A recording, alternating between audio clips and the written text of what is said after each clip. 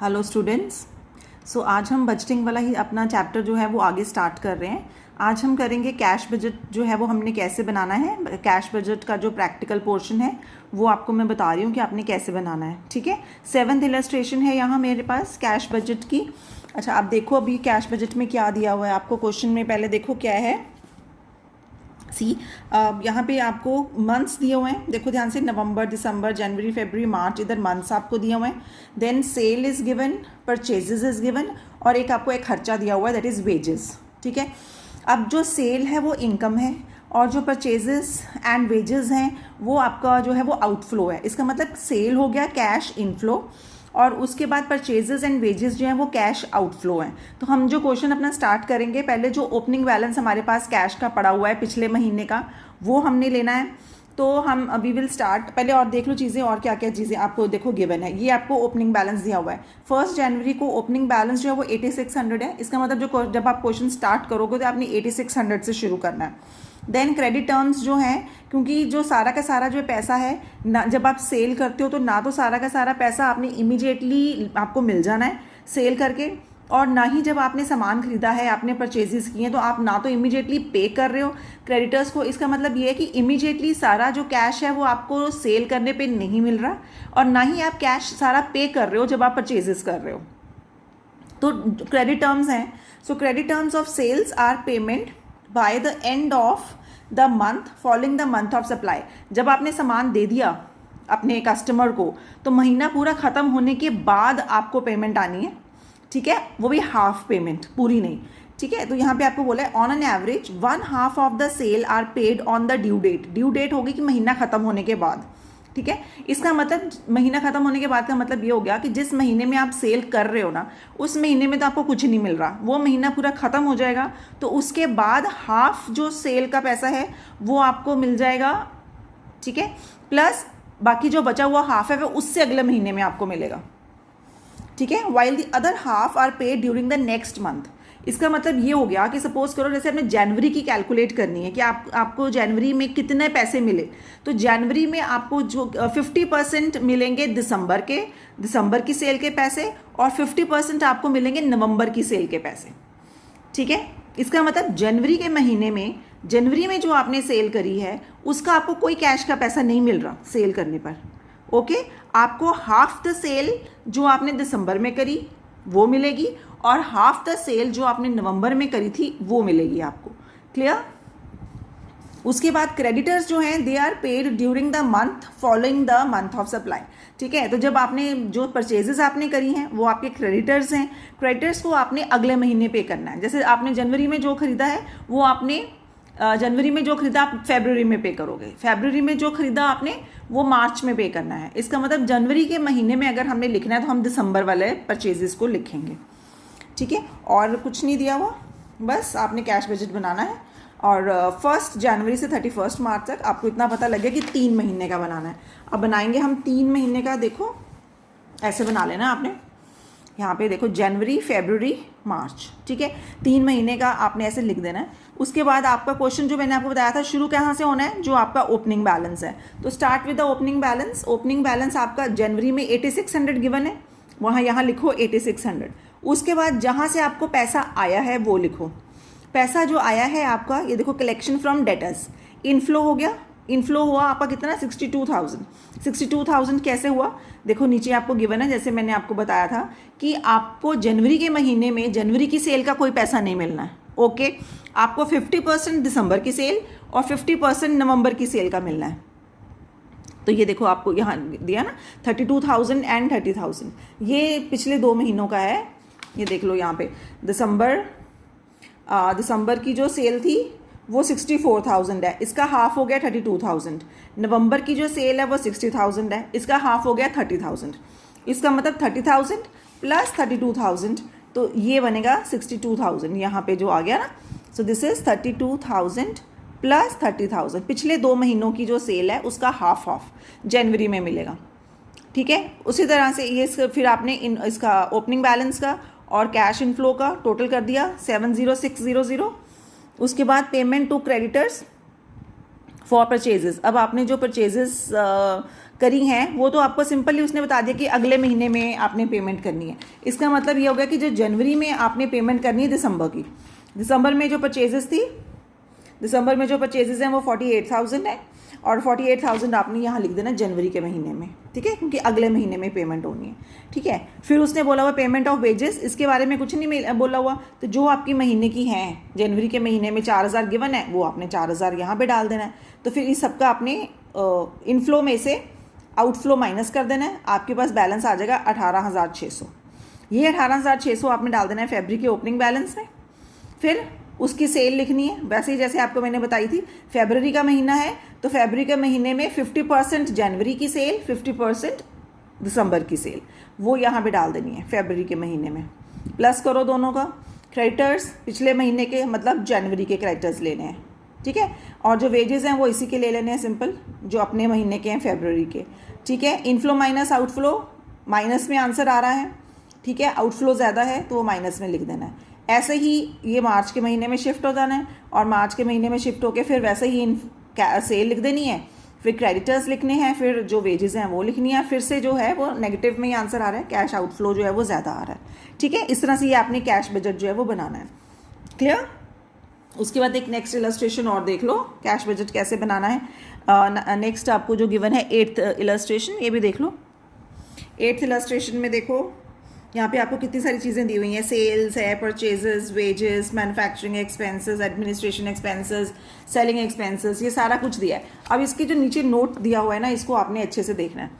Cell commission है 5% on sale and due 2 months after sale is payable in addition to the selling expenses, ठीक है, 2 महीने का gap पड़ेगा। कैपिटल एक्सपेंडिचर, आपने एक प्लांट खरीदा, जनवरी में खरीदा था 10,000 का, तो वो हम डालेंगे उसको। फिर एक डिविडेंड है 5,000 का, वो अप्रैल के महीने में पे करना है। और जो पीरियड ऑफ क्रेडिट है allowed by creditors and to customers, वो हो गया, ऊपर ही बता दिया था उन्होंने कि 2 महीने का टाइम, हमें भी 2 महीने का टाइम मिलेगा अपने क्रेडिटर से और हमने भी 2 महीने का टाइम देना है अपने डेटर को, तो सिंपल 2-2 महीने का पिछला लिख देना है। Lag in the payment of wages 1/8 month। अब इसको ध्यान से देखो, लैग इन पेमेंट का मतलब जो हम डिले कर रहे हैं, लैग का मतलब होता है डिले करना। हमने जितनी भी वेजेस है ना उसको 1/8 month डिले करना है। इसका मतलब 1/8 जो है टोटल का 7/8 डिले नहीं करना और 1/8 जो है वो डिले होना है। इसका मतलब 7/8 जिस महीने की वेजेस हैं वो उसी महीने में डाल देनी है 7/8, और 1/8 का डिले जो है वो पिछले महीने का है। जब अभी आते हैं ना वेजेस तो मैं फिर आपको बताती हूँ कैसे किया है। कैश बैलेंस गिवन है, ठीक है। अदर पेमेंट्स का था 1-1 महीने का ही गैप है, वो तो पिछले महीने का ही लिखते जाएंगे।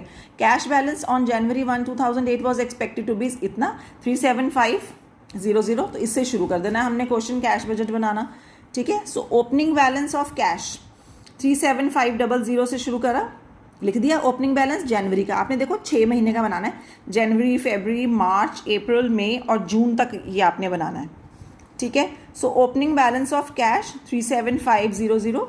उसके बाद रिसीट देखो फ्रॉम कस्टमर्स, वो तो बहुत सिंपल है, हमें बता ही दिया कि 2 महीने का पिछला हमें मिलेगा।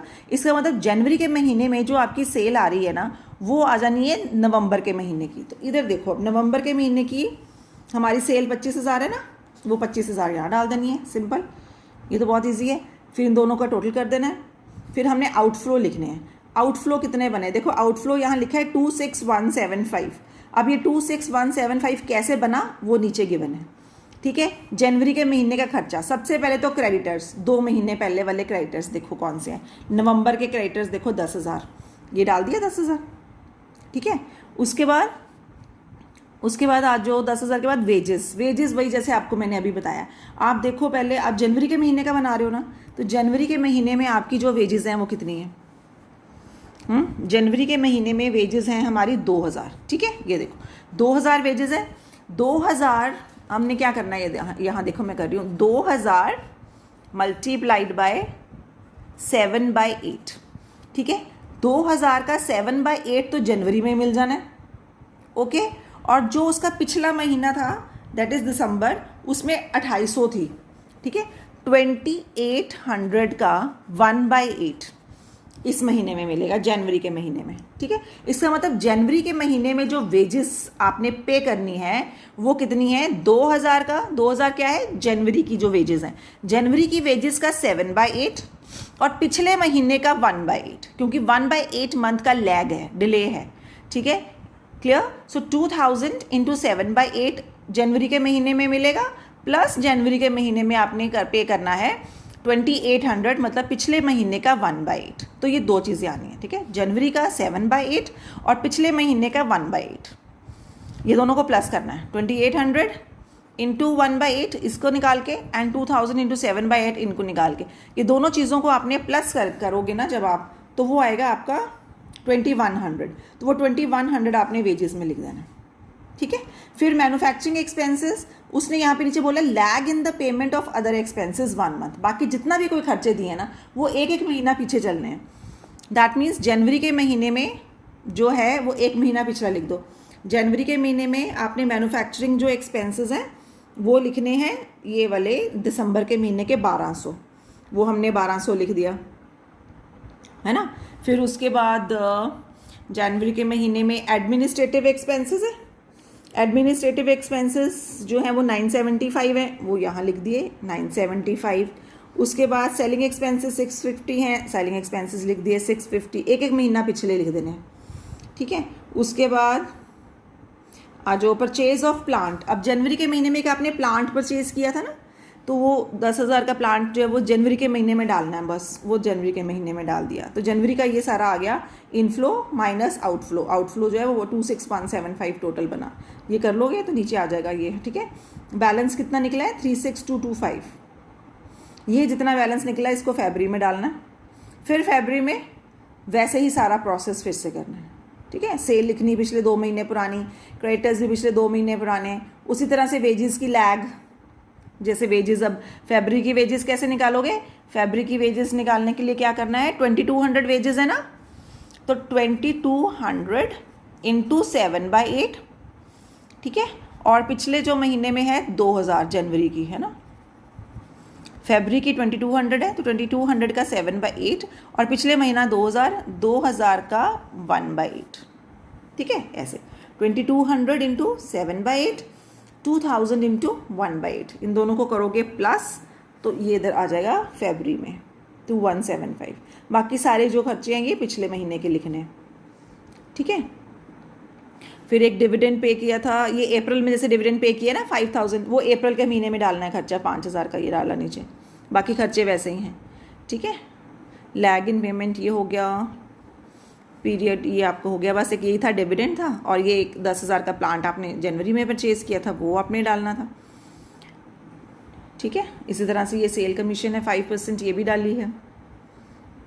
क्लियर, तो बस ये फिर एंड में आपने ऐसे बस हर का बैलेंस निकलता जाएगा, वो अगले महीने में जाता जाएगा, जिसका बैलेंस निकलेगा अगले महीने में चला जाएगा। अल्टीमेटली आपने ये सारे नीचे निकाल के दिखा देने हैं। क्लियर, सो ये आपके कैश बजट के 2 क्वेश्चंस अभी मैंने बताए हैं आपको, इनको अच्छे से देख लो। सो नेक्स्ट फिर मैं आपको बता दूंगी कि फ्लेक्सिबल बजट हमने कैसे बनाना है। क्लियर, पहले आप कैश बजट कर लो, then we will do the flexible budget. Okay, thank you students, go through it, अच्छे से कर लो, कोई प्रॉब्लम है तो पूछ लेना।